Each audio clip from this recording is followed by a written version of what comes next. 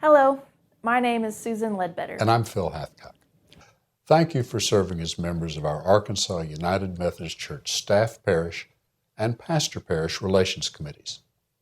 This training video is one of many tools you may use annually to inform your committee about your role, purpose, goals, and the importance of your contribution to the vital ministry of your congregation. As new members come to your committee each January, revisit this training video to provide the groundwork for your ministry together. Please know that the service of your committee is paramount to building healthy congregations, encouraging excellence in pastoral leadership, and supporting lay staff members. Our conference is eager to see our congregations revitalized and enthusiastic about passionate ministry. You might hear the name of this committee as either Staff Parish or Pastor Parish Relations Committee. Staff Parish Relations Committee means that your committee is part of a local congregation where there may be more than one appointed and ordained pastor and/or lay staff members. A church with one appointed pastor has a Pastor Parish Relations Committee. Both function in the same manner, though they may have some different tasks for different size staffs. In this training resource, we'll simply refer to the committee.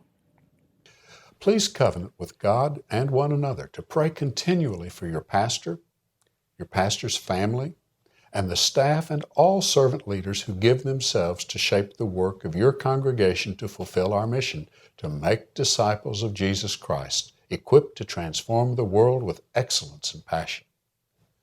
The vision of the Arkansas Conference is to see congregations and surrounding communities transformed by the Holy Spirit to demonstrate holy living, justice, and love of neighbor. We are sharing in transformative work together and want to build one another up for the tasks ahead. In 2011, the Arkansas Conference adopted these vision and mission statements and paired them with 4 core measures as we seek to revitalize our efforts to develop disciples of Jesus Christ. The core measures restate our purpose to focus our resources, prayers, and ministry plans to address the needs of our mission fields instead of the maintenance and institutional needs of our congregations and clergy. The mission, vision, and core measurement statements invite us all to open our eyes, hearts, and minds to the needs of our mission fields.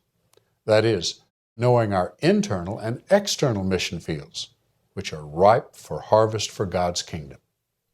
Please take a moment with your committee and the pastors present to answer these questions for your church. What is our mission field?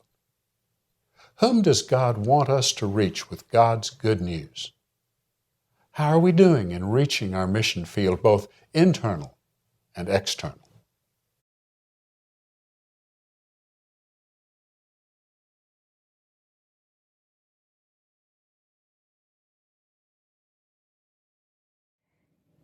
In order to make disciples of Jesus Christ to transform the world, we will have to stay connected, set goals, and assess our progress and our effectiveness in reaching out and responding to the work God is calling us to do. Your committee is entrusted with some of that work. Under our new conference structure, there are more links in our connection, more layers of support, and new resources for each congregation to use in their efforts to make disciples and reach their mission field. As written in the Imagine Ministry proposal, the circuit elders and congregational coaches are new roles for people already working in the mission field. These are agents who will share in the work of congregations in a form of connection that reflects our Wesleyan heritage. They offer a wider experience, continued training, and missional colleagues who advance God's good news. Working connectionally and relationally through circuit elders and congregational coaches, we will be able to lift up and support the ministries and pastoral leadership of each congregation. The combined connectional support of the district superintendents, circuit elders, congregational coaches, conference staff and the lay leadership of our conference and local congregations will empower us in our unique ministry context to aid our efforts to make disciples and transform the world for Jesus Christ. Your committee plays a vital role in the care of and leadership development of pastors and lay staff members in each local church. The committee should help clergy and key staff be effective, grow spiritually, and be empowered to lead congregations. We should look beyond expecting pastors to simply manage or maintain our churches. The composition, role, and purpose of the committee can be found in paragraph 258.2 of your main informational resource, the Book of Discipline. So often, it seems our committee meetings are focused on solving problems instead of reflecting theologically and biblically on the role and work of the pastor and the staff. The Book of Discipline gives each committee the mandate and the freedom to spiritually and biblically engage the pastor and staff in assessing their spiritual gifts for effective ministry and for aiding in determining ministry priorities for leadership and service. There are particular duties outlined in the Book of Discipline that guide the work of your committee. Please take the time to read paragraph 258.2 in the Book of Discipline. Discuss it in your committee and ask yourselves what you found surprising, helpful, or challenging.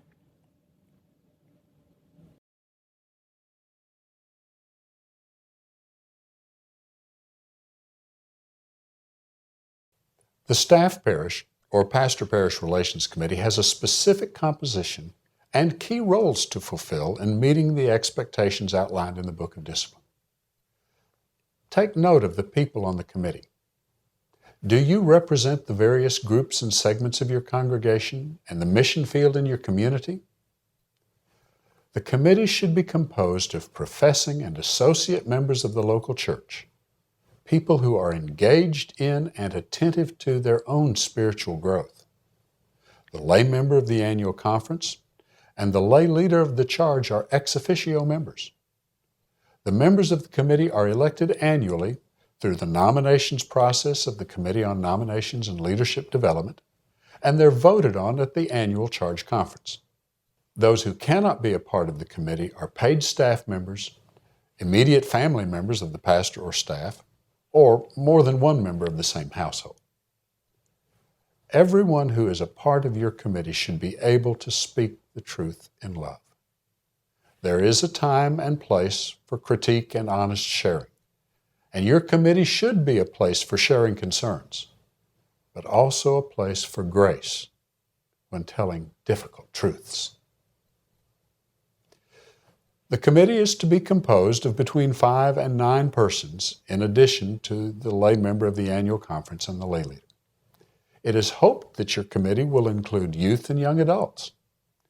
It will be divided into 3-year classes, and members may succeed themselves for 1 3-year term. The committee oversees the work of all staff. All appointed pastors should be present unless he or she voluntarily excuses himself or herself, or if the district superintendent is in attendance. The pastor should be notified of any committee meeting called with the district superintendent and should be consulted immediately after the meeting. No committee meeting should happen without the pastor's knowledge. Also remember, the meetings of your committee are closed and your discussions are confidential. It is of supreme importance that the members of your committee act with integrity and sensitivity to the needs of the pastors and staff. Confidentiality is the cornerstone of building a safe and trusting environment for the committee to operate effectively. Please prayerfully covenant to act with love and honesty and to maintain confidentiality. Take a moment now to reflect about the composition and role of your committee. What groups are missing or not represented? Who should be on the committee but may not be? Does your committee represent everyone in the congregation? Shall we make a covenant about confidentiality now? How well have we met these criteria in the past? And what can we do differently this year?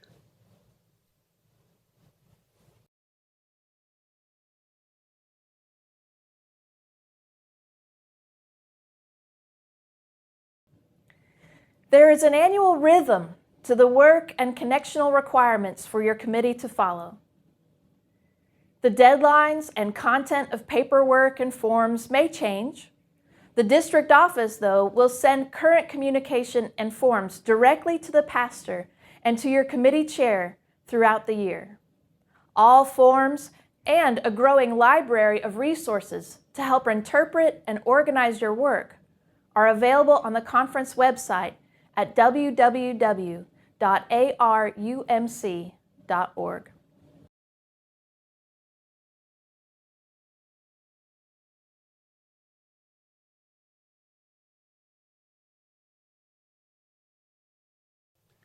Four critical areas of your committee's focus are around the effectiveness and support of the appointed pastor or pastors. We hope that your committee will prayerfully strive to organize your work and discussion around these areas of priority: evaluation and assessment, appointment consultation, pastoral support, and theological and biblical reflection on the ministry and mission of the church. Ordained elders and local pastors give leadership to the church through word, sacrament, order, and service. Deacons are to serve the life of the church through word, service, compassion, and justice. To promote healthy, holy living and leadership, your committee is tasked with the annual assessment and evaluation of pastors. This feedback process should help pastors identify areas of strength and growth for a continuous process of formation. Even pastors are a work in progress. There are many benefits and barriers to evaluation and feedback. Some of the benefits are that feedback places issues on the table. It helps us name and clarify our priorities because we tend to get what we measure, and it empowers and encourages growth.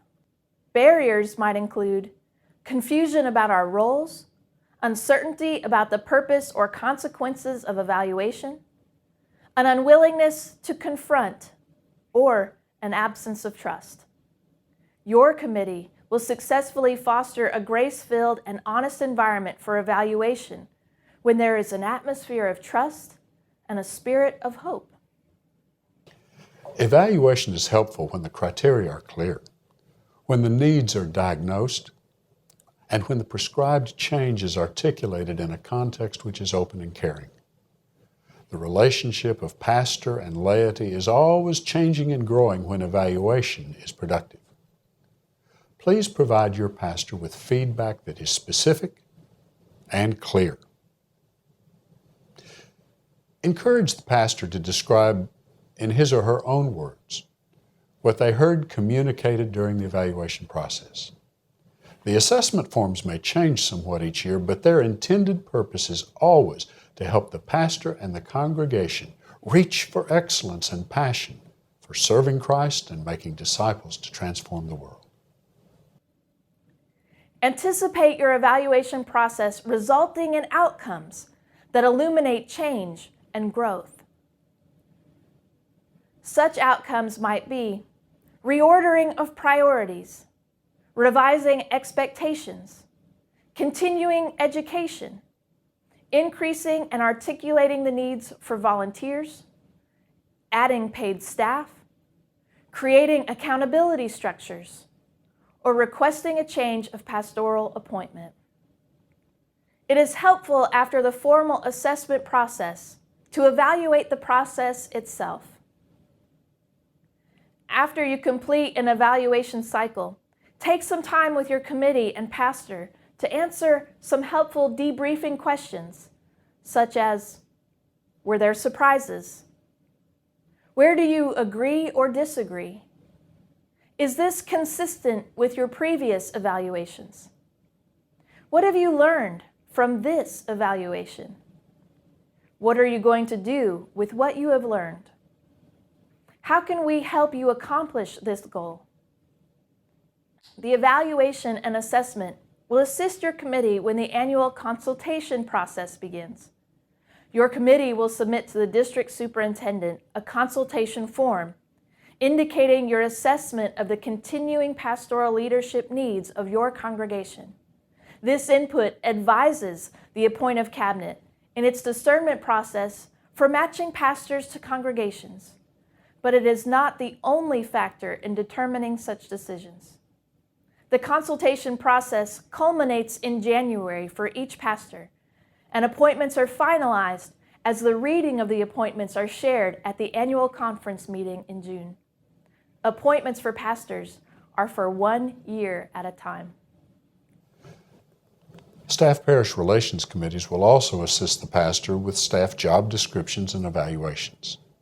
A number of tasks are required for your committee to fully respond to the needs of lay staff, pastors, and their families. Other areas of counsel include issues of housing, continuing education and spiritual renewal, compensation, leave such as medical, family, and maternity or paternity, vacation and days off, and self-care. There should also be discussions about the annual cost of ministry for your pastor, including expenses for attending annual meetings or for securing speakers for Sundays away from the church.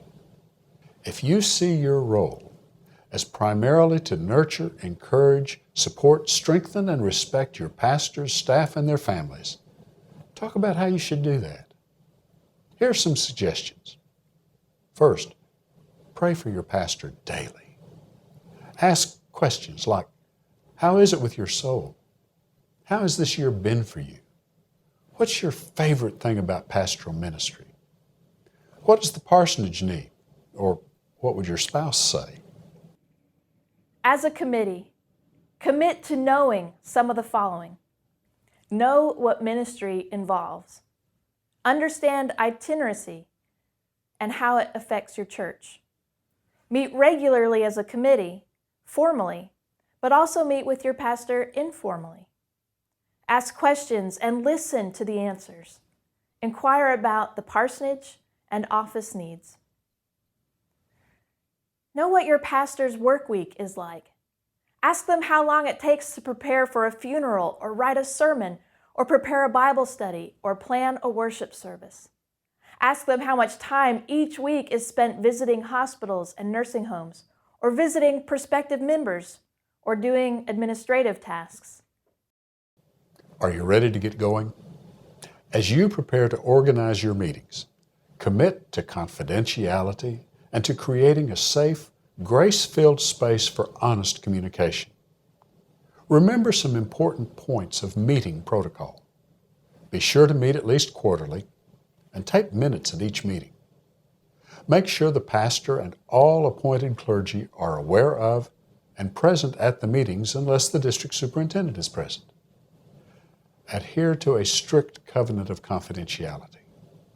The success of your committee will depend on your responsible commitment to these protocols.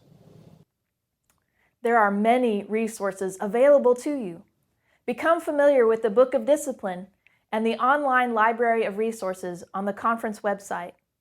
Ask your pastor about your circuit elder and congregational coach. Develop these connections and relationships to help you in your work as a body of prayer, truth, love, growth, transformation, and ministry preparation.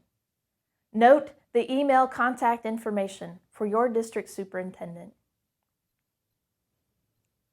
We encourage you to ask questions and find answers, to pray and help lead your congregation into a time of deeper spiritual renewal and leadership development.